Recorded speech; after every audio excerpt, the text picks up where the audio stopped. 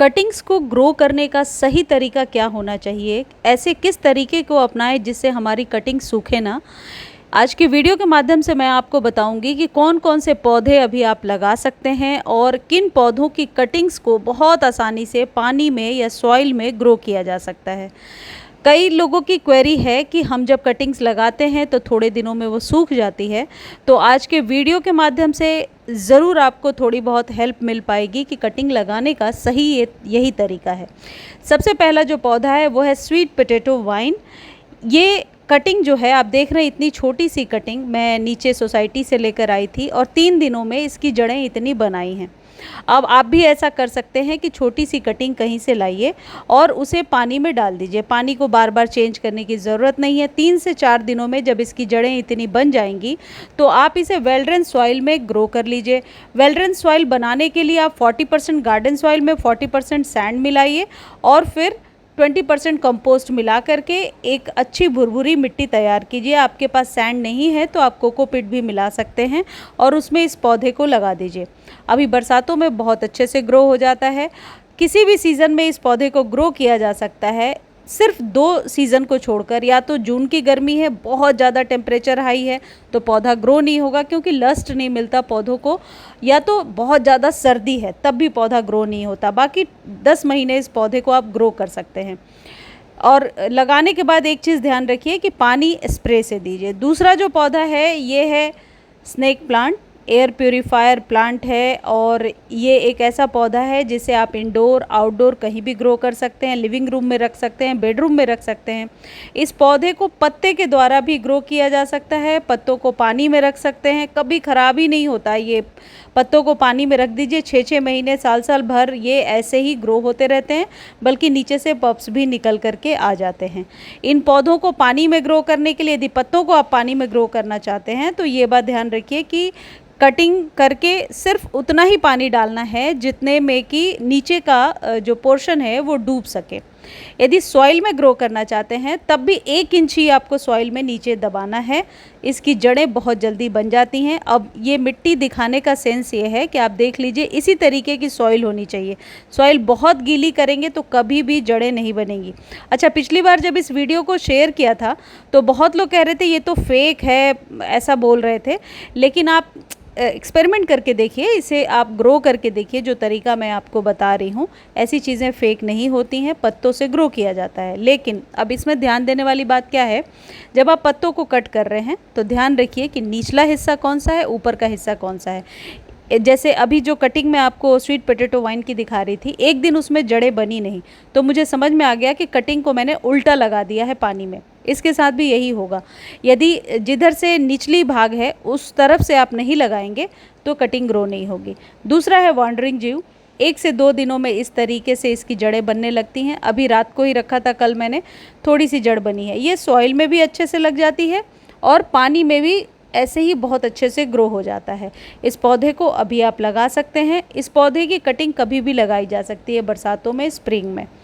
ये जो पौधा है पर्पल हर्ट, इसकी जड़ें तो नहीं बनी है लेकिन सॉइल में ये बहुत जल्दी ग्रो हो जाता है। लेकिन ये पौधा हेल्दी है, जड़ों को निकलने में टाइम लगता है, इसलिए आप इसे सॉइल में ग्रो कीजिए। अगला पौधा है कनेर का। कनेर को अपने घर में लगाइए और कनेर के फूल भगवान को भी चढ़ाए जाते हैं और कनेर के पौधे बिना केयर के बहुत आसानी से ग्रो हो जाते हैं। पतली सी ऐसी स्टेम ले लीजिए। हालांकि ये स्टेम टूट गया था मेरे कनेर के पौधे से तो मैंने पानी में डाल दिया और इस तरीके से 3-4 दिनों में जड़ें बनाई हैं। ऐसे ही गुड़हल और गुलाब की भी आप जड़ें निकाल सकते हैं और फिर उसे वेल ड्रेन सॉइल में आप लगा सकते हैं। अगला जो देखिए, इसी कनेर से मैंने ये कटिंग मुझे मिल गई थी, मतलब बंदर ने तोड़ दिया था तो मैंने पानी में डाल दिया था। आप कटिंग ले रहे हैं तो 6 महीने पुराने प्लांट से ही लेंगे, बिल्कुल नए पौधे की कटिंग कभी भी नहीं लगेगी। और मान लीजिए कि कटिंग आपने सॉइल में लगा दी और ग्रो नहीं हो रहा है तो वीडियो के अंत में आपको एक मैं खाद बता रही हूँ, उसको देने से ऐसा हो नहीं सकता कि कटिंग में न्यू लीव्स निकल करके ना आए या फिर कटिंग सूख जाए। तो उस जो खाद है वो ऑनलाइन आप खरीद सकते हैं और उसको खरीदने का लिंक भी डिस्क्रिप्शन में दिया है। जिन्हें डिस्क्रिप्शन से कॉपी करने नहीं आता वो मुझे डायरेक्टली मैसेज कर दें, मैं उन्हें लिंक प्रोवाइड करा बता दूंगी। ये है मैक्सिकन पिटूनिया, 2 कलर है मेरे पास। नीली वाली को बहुत बार दिखाया है आपको, ये पिंक है। इसकी छोटी सी कटिंग यदि आप सॉइल में दबा देते हैं तो ये पौधा बहुत आसानी से ग्रो हो जाता है और गुच्छों में फूल देता रहता है। अगला है पोथोस। पोथोस की किसी भी वैरायटी को लगाइए, और आप मांडेविला लगा सकते हैं, आप कनेर लगा सकते हैं, जैसा कि पहले आपको बताया।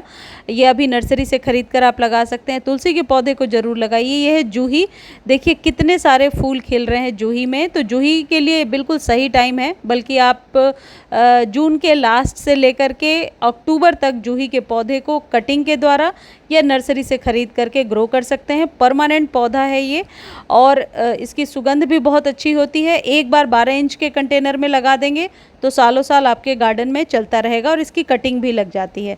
बेलपत्र का पौधा अभी आप लगा सकते हैं, बेलपत्र कटिंग के द्वारा भी ग्रो हो जाता है।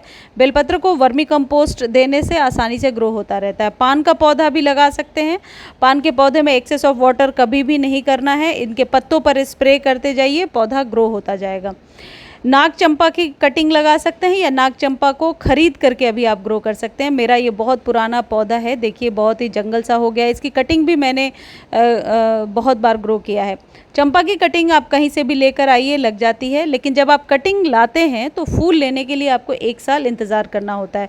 फ्लावरिंग 1 साल के बाद ही होती है। इस पौधे का नाम तो मुझे नहीं पता, शायद 4 o'clock कहते हैं इसे।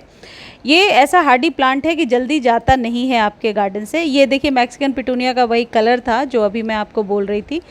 और आप बुगनविला लगा सकते हैं। ये कटिंग से ग्रो किया है मैंने, इसलिए फ्लावरिंग लेने में थोड़ा टाइम लग रहा है। तो बुगनविला खरीद भी सकते हैं, कटिंग भी बहुत आसानी से लग जाती है। शमी लगा सकते हैं, अलामंडा लगा सकते हैं। अलामंडा बुश की 2 वैरायटी आती है जिसे आप आसानी से लगा सकते हैं।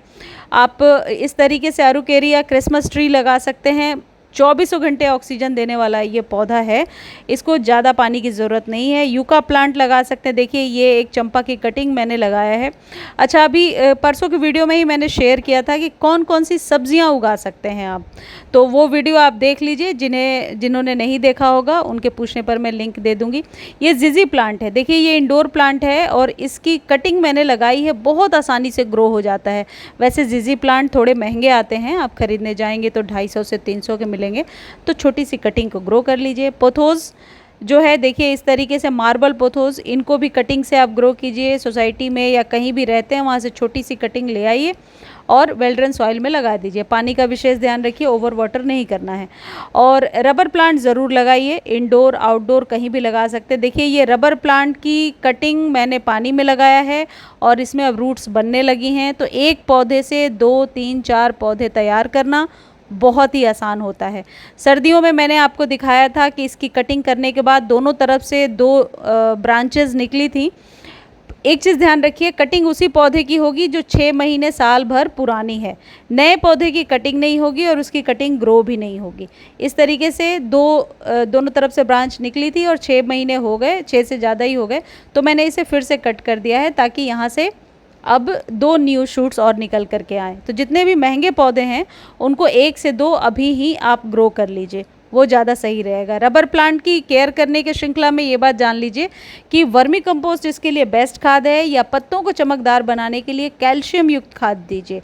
पानी डेली दीजिए, जाहिर है सॉइल को चेक करके। सॉइल यदि ऊपरी सतह ड्राई है तो पानी दे दीजिए, अदरवाइज़ पत्ते मुड़े हुए सिकुड़े हुए से नज़र आते हैं। रबर प्लांट को आप सेमी शेड एरिया में रखिए और ऐसे किसी जगह पे रख सकते हैं जहाँ पर क्रॉस वेंटिलेशन हो। देखिए ये पिछला वीडियो है, बहुत बार दिखाया आप लोगों को।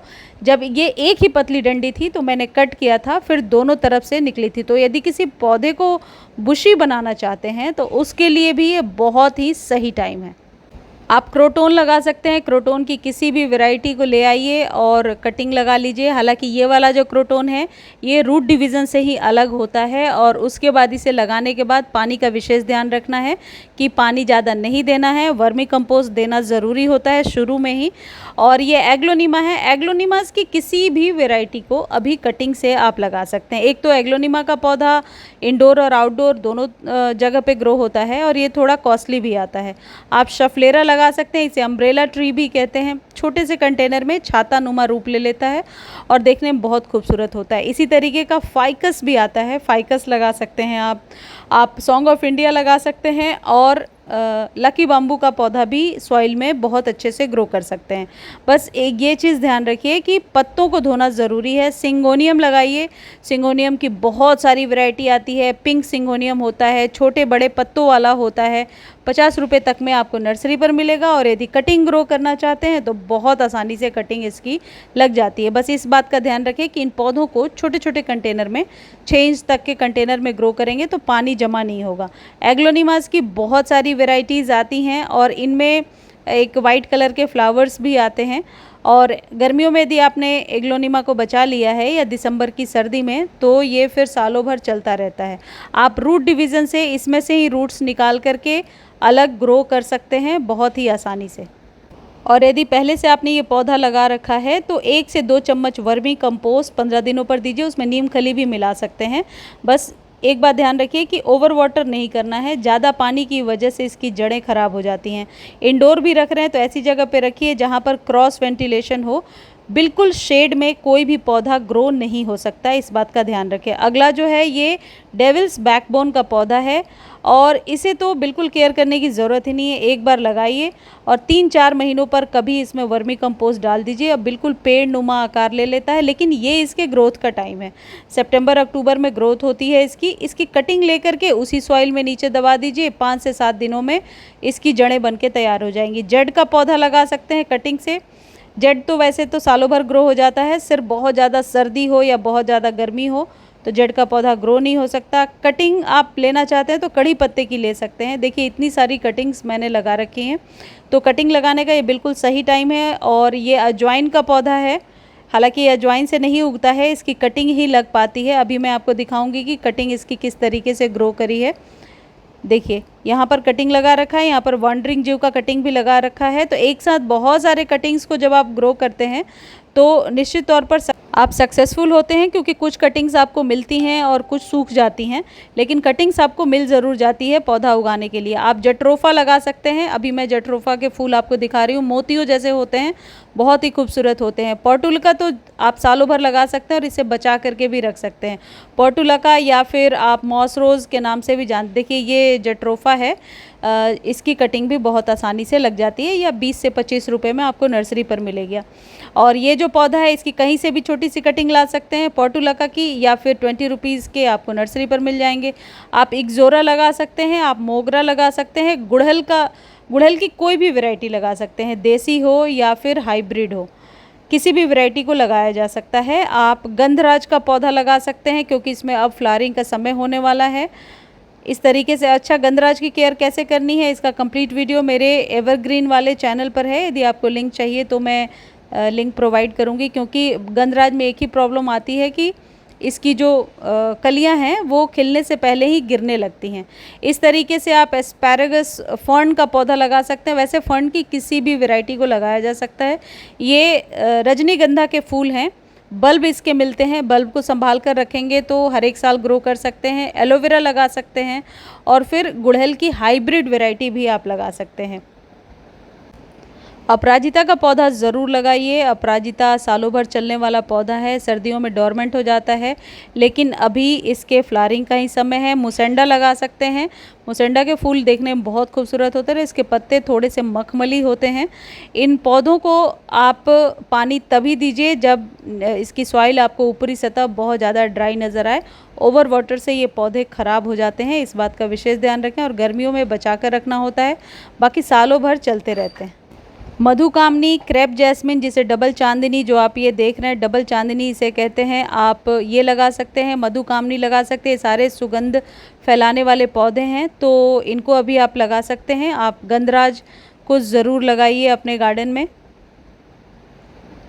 यदि कोई बेल वाला पौधा लगाना चाहते हैं तो इस तरीके से अलमंडा लगा सकते हैं। हर श्रृंगार लगा सकते हैं, जिसमें फ्लावरिंग का समय अब होने वाला है। और ड्रेसिनास की किसी भी वैरायटी को लगाया जा सकता है। पीस लिली भी अभी आप लगा सकते हैं। इतने सारे फूल हैं जो इस मंथ में आप चाहें तो इनकी कटिंग या बल्ब से अलग करके या फिर नर्सरी से ख़रीद करके ज़रूर लगाइए। पीस लिली एक हार्डी प्लांट है, ये जल्दी मरता नहीं है और आपके गार्डन में सालों साल चलता रहता है। ये मांडेविला है, इसके बहुत सारे कलर्स आते हैं। ये गुच्छों में फूल देता है और बिल्कुल झाड़ी नुमा रूप ले लेता है, इसलिए इस पौधे को अभी आप अपने गार्डन में लगा सकते हैं। यदि आप इंडोर प्लांट लगाना चाहते हैं तो स्पाइडर प्लांट लगा सकते हैं। स्पाइडर प्लांट के पल्प्स को सॉइल पर रखने से ही ये ग्रो हो जाता है। और हैंगिंग बास्केट के लिए यदि कोई पौधा आप लगाना चाहते हैं तो spider plant one of the best plant है, और इसमें से जो पल्प्स निकलते हैं उन्हें आप पानी में या सॉइल में ग्रो कर सकते हैं। सिर्फ गर्मियों में इनके पत्तों को जलने से बचाना होता है, और जब तेज़ सर्दी होती है तो कम पानी देना होता है, अदरवाइज़ इसके पौधे मरने लगते हैं। यह है Epsom salt. Epsom salt green pigment के लिए बहुत ज़्यादा रिस्पॉन्सिबल होता है। 1 चम्मच लेकर 1 लीटर पानी में डालते हैं और न्यू कटिंग्स पर स्प्रे करते हैं तो 2 से 3 दिनों में इसकी लीव्स आ जाती हैं। और इसे खरीदने का लिंक डिस्क्रिप्शन में दिया हुआ है, आप वहां से खरीद सकते हैं। लिंक कॉपी करने में कोई प्रॉब्लम है और यदि आप टेक्स्ट करेंगे तो डायरेक्टली लिंक आपको मिल जाएगा। एप्सम सॉल्ट को आप अपने सभी प्रकार के पौधों पर दे सकते हैं।